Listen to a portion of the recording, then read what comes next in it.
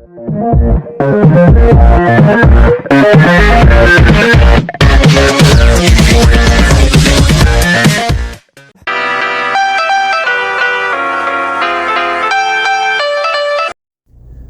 selamat datang di vlog otomotif pertama yang saya buat. Dalam kesempatan ini saya akan berbagi kepada teman-teman sekalian mengenai tips modifikasi.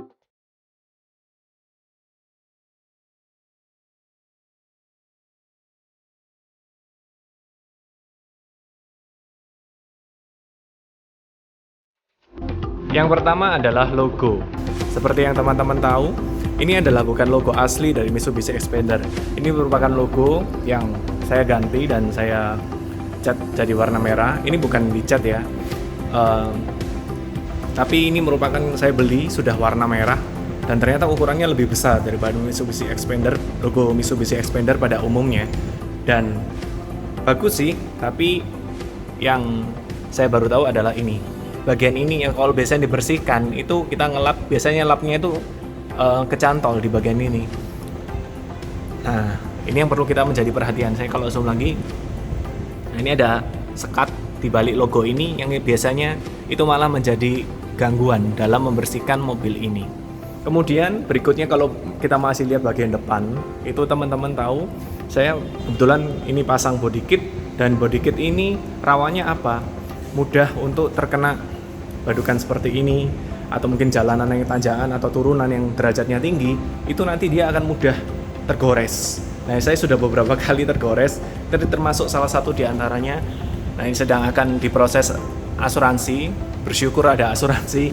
Kemudian di bagian depan selain itu apalagi? Nah, kebetulan saya melakukan modifikasi kepada lampu ini, expander, saya ganti dengan proyektor 3 inch dengan memiliki angel eyes, yang di sampingnya ini angel eyes.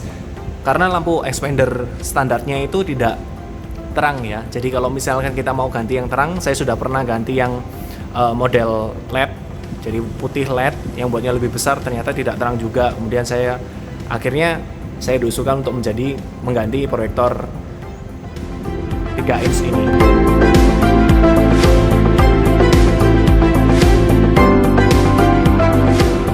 Ini lebih terang dari standarnya, tapi ada salah satu kelemahannya. Kalau misalkan teman-teman mau pasang lampu seperti ini, itu harus membuka kaca dari mobil ini, kemudian dimasukkan proyektornya, kemudian dilem, dipasang lagi. Itu risiko untuk terjadi pengelemannya tidak maksimal. Ini bagus sih pengelemannya, tapi saat ini sedang trouble, jadi angel eyes-nya tidak bisa nyala, dan kebetulan HID-nya juga lagi mati. Jadi kalau kita mau ngelepas lampu yang sudah kita ganti proyektor ini, kaca ini harus dilepas lagi, kemudian diganti angel eyes-nya, baru dipasangkan kembali kacanya dan dilem. Itu memakan waktu teman-teman, dan biayanya juga cukup lumayan untuk mengganti spare part-nya ini, lampu ini tadi. Kemudian yang lain adalah nomor plat. Ini kebetulan nomor platnya saya ganti yang dengan akrilik ini. Karena apa? Kalau misalkan sebelum tidak dipakai mika ini, biasanya kalau kena batu atau kerikil itu nanti yang hitam ini akan terkelupas, dan dengan memakai kaca akrilik ini lebih membantu. Kalau misalkan ada terkena kerikil atau batu di jalan, maka dia akan mudah untuk dibersihkan untuk akriliknya ini. Tapi kelemahannya adalah ketika kita menggunakan nomor plat akrilik seperti ini, maka ketika nomor plat kita sudah jatuh tempo, ini tidak bisa digunakan lagi, cuma bisa dilepas dan diganti dengan akrilik yang baru. Dan harganya pun lumayan, sedikit lebih tinggi dibandingkan dengan ketika kita tidak memakai akrilik seperti ini. Dan modifikasi nomor plat yang saya lakukan ini merupakan di cat doff. Ini adalah nomor plat aslinya ya, di cat doff, kemudian ditempelin stiker sesuai dengan selera kita. Kebetulan saya pakai ukuran yang besar, jadi stikernya yang putih ini ada 3 ukuran, small, medium, dan large. Oke, itu kemudian kita ke bagian spion. Kebetulan bawaan Xpander ini spionnya sudah retract. Ini sangat membantu ketika kita ingin membuka atau menutup spion. Mungkin ketika kita melewati jalan yang ramai, itu membantu. Dan salah satu pengalaman adalah ketika kita mengizinkan orang lain atau minta tolong orang lain untuk membawa kendaraan kita, dan kendaraan kita adalah retract, tapi kalau orang tersebut tidak tahu, maka spion ini akan dipaksa untuk dibuka. Dan itu pernah saya alami, dan akhirnya apa yang terjadi, harus mengganti motor otomatis yang ada di dalam satu spion, dan harganya cukup lumayan. Syukurnya waktu itu di cover oleh asuransi. Oke, kita lanjut ke bagian berikutnya. Hmm, ini tipsnya. Nah, saya kasih stiker hitam 1, 2, 3, 4, 5 ini, dan juga di tengahnya ada logo Mitsubishi, kasih stiker merah. Ini cukup murah teman-teman, untuk kalau teman-teman ingin memiliki varian velg yang lain dengan budget yang sangat minim. Ini tinggal dipasang stiker aja seperti ini. Ongkos pasangnya untuk 4 ban itu 50.000, dan stikernya sendiri murah ya, nggak sampai 100.000. Itu di toko online banyak sekali. Lanjut, kemudian antena. Untuk antena kebetulan saya nggak ganti seperti shark fin, karena waktu itu saya sempat mau ganti shark fin antena seperti hiu, sirip hiu. Toko aksesorisnya bilang kalau diganti ini otomatis radionya akan terganggu suaranya, kecuali shark fin yang benar-benar bagus yang harganya jutaan. Kemudian saya memutuskan tidak mengganti shark fin, tidak mengganti yang bawaannya expander dengan shark fin. Ya, bagi teman-teman yang mau ganti shark fin is okay, kalau terutama mungkin nggak pernah dengarkan radio atau jarang dengarkan radio ya. Dan untuk yang menggunakan antena bawaan expander lama seperti ini, hati-hati ketika menggunakan cover. Kalau kita pasang cover yang terlalu berat dan akhirnya kita tarik ke ban, biasanya dia akan melengkung ke bawah. Saya menemukan beberapa mobil yang seperti itu. Hati-hati aja.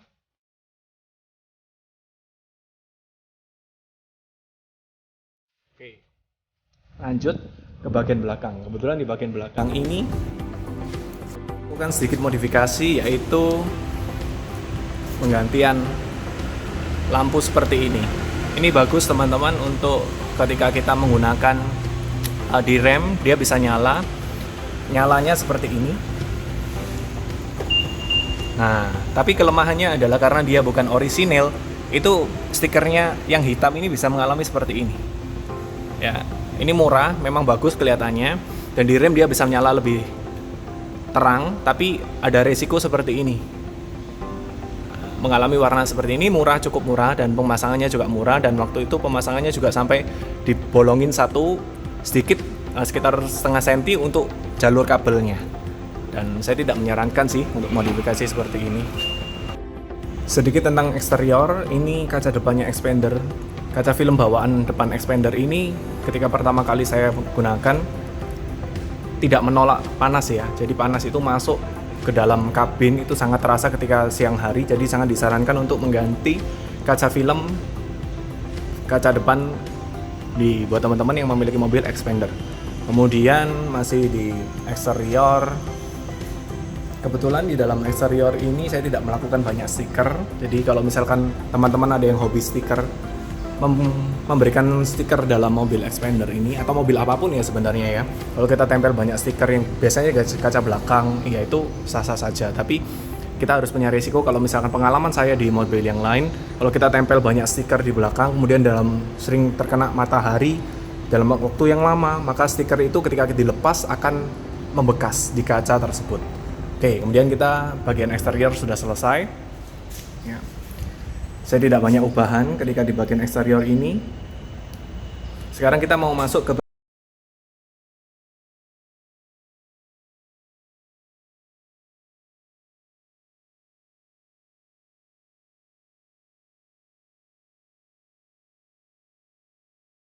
di dalam interior. Pertama kali kalau kita buka, nah sebelum masuk ke interiornya, kebetulan saya menggunakan peredam 4 lembar di pintu ini. Jadi kalau pintu ini dibuka agak berat, beda dengan yang standarnya. Kenapa kok saya gunakan peredam? Karena saya menggunakan sistem audio di dalam mobil ini, dan peredam itu sangat membantu untuk di awalnya. Ini beda ya bunyinya.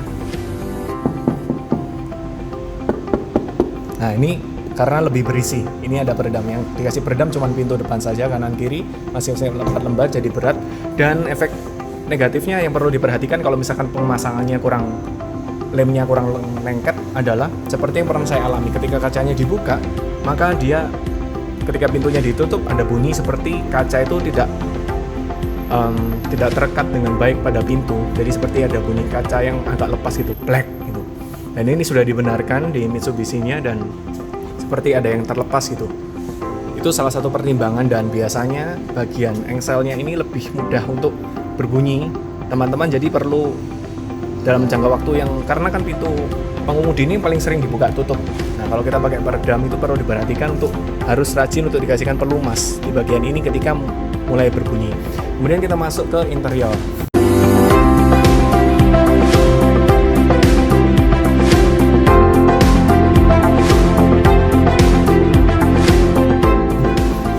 Ya, ini pertama kali kalau kita lihat interiornya pasti orang-orang banyak yang kaget karena apa? Saya menggunakan interior warna kombinasi yang tidak umum ya. Kemudian nih, sorry.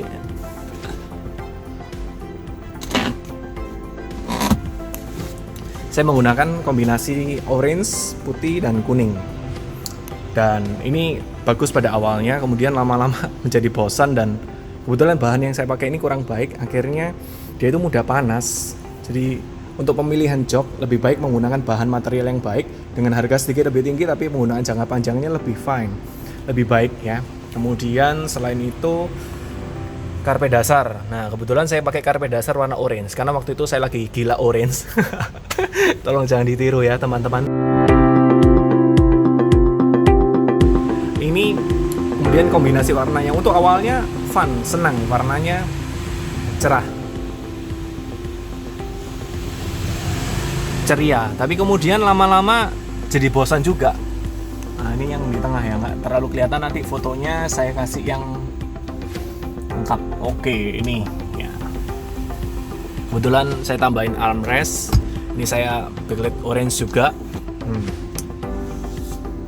Jadi disarankan untuk teman-teman yang menggunakan warna-warna yang tidak umum seperti ini, lebih baik pilih warna yang senada dengan interior saja dah, supaya tidak mengalami kebosanan seperti saya dan sekarang nyesel deh akhirnya modifikasi seperti ini. Ya. Oke, kemudian interior. Nah, sebelum masuk ke kabin, bagian ini rawan untuk tergores oleh sepatu, oleh sandal. Ini sudah baret-baret kalau teman-teman. Nah, ini sudah banyak baretnya. Lebih baik bagian ini diberi seal plate atau diberi stiker yang warnanya senada dengan bodi mobil supaya tidak mudah mengalami baret-baret seperti ini. Ini kebetulan saya belum pasang stiker, dan bagian seperti yang sering tersentuh tangan, kuku ini biasanya mudah untuk tergores, mudah untuk mengalami baret-baret. Jadi kalau bisa diberikan proteksi kaca film seperti lapisan yang tipis gitu ya, seperti kaca film. Bagian setir juga sering mengalami baret-baret. Bagian knop, persneleng, itu AC, bagian-bagian yang sering kita sentuh itu biasanya sering resiko mengalami baret. Ya, itu lebih baik diberikan kaca film yang transparan supaya melapisi interiornya supaya tidak baret-baret. Oke, kemudian lainnya, nah, kaca tengah spion ini kebetulan saya tidak ganti dengan yang aftermarket yang biasanya banyak orang lakukan ya. Mereka banyak mengganti dengan yang lebih besar. Sebenarnya saya ada sih diberi teman saya. Ketika ini dilakukan penggantian, maka yang terjadi adalah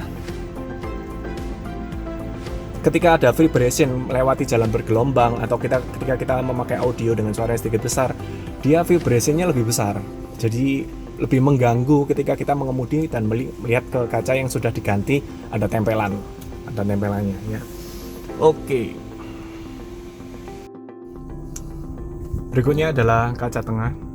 Ini saya kebetulan tidak mengganti dengan yang aftermarket. Biasanya kan banyak aftermarket itu ya, karena kaca spionnya lebih besar. Kenapa saya tidak ganti? Karena pernah saya ganti dan ketika ada jalan bergelombang, kemudian kebetulan saya pakai audio yang kebetulan saya pakai dengan volume yang agak tinggi, maka vibrasinya itu mengganggu sekali ketika kita mengemudi. Tapi kalau kita menggunakan yang standar ini, vibrasinya minim, getaran yang dihasilkan dari kaca tengah ini minim. Kemudian di bagian audio,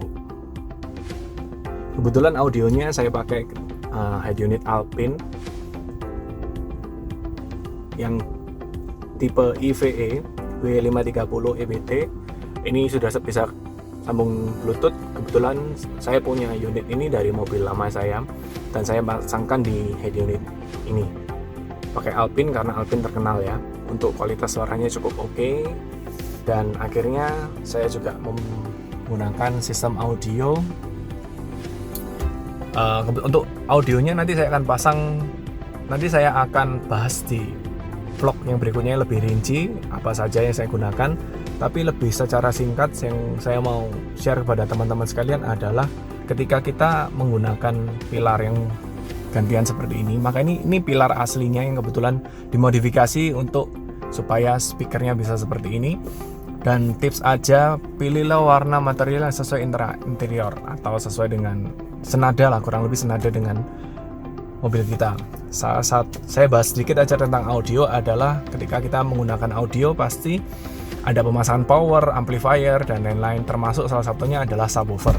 Saya ingin share aja penggunaan subwoofernya supaya teman-teman bisa belajar bagaimana untuk ketika menggunakan subwoofer audio.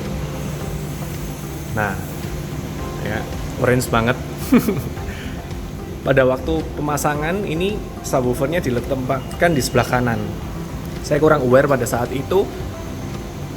Padahal tempat di sisi kanan ini adalah tempat penyimpanan untuk dongkrak ban. Ketika kita mau mengganti ban, itu biasanya diletakkan di sisi sini, ini ada tempatnya ya. Dan oleh instalator audionya dipindahkan di dalam box ini. Cara membukanya cukup sederhana.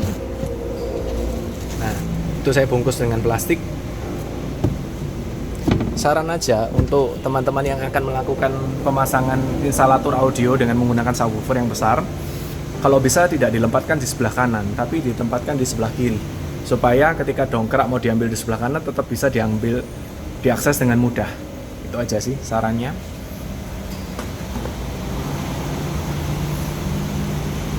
Kemudian, nah, yang agak kelupaan, ini saya ganti logo yang asli dengan logo yang original yang logo warna merah. Jadi ini bukan logo aslinya. Kelemahannya adalah tidak presisi. Dan ini warnanya sudah mulai pudar. Jadi kalau saran buat teman-teman yang berpikir untuk mengganti warna logo mobil Xpander atau mobil apapun, cari yang presisi atau originalnya aja dicat, dan ketika melakukan perawatan dilakukan perawatan dengan baik. Oke, bagian interior eksterior sudah. Sedikit tambahan kelupaan di bagian interior, ini ada, kebetulan saya ganti lampu kabinnya dengan Philips. Philips nanti deskripsi detailnya saya akan berikan di deskripsi. Warnanya terang sekali, dan saya pernah dalam satu momen lupa untuk mematikan lampu ini dalam waktu yang cukup lama. Terima kasih sudah menonton video ini. Demikian tips yang saya pernah lakukan bagaimana untuk memodifikasi sebuah mobil, terutama dalam Mitsubishi Xpander. Kiranya apa yang telah saya share bisa bermanfaat buat teman-teman sekalian. Dan yang terakhir, sebelum menutup, saya juga menyarankan supaya kalau teman-teman punya kunci ini di silikon, supaya kunci aslinya tidak mengalami baret.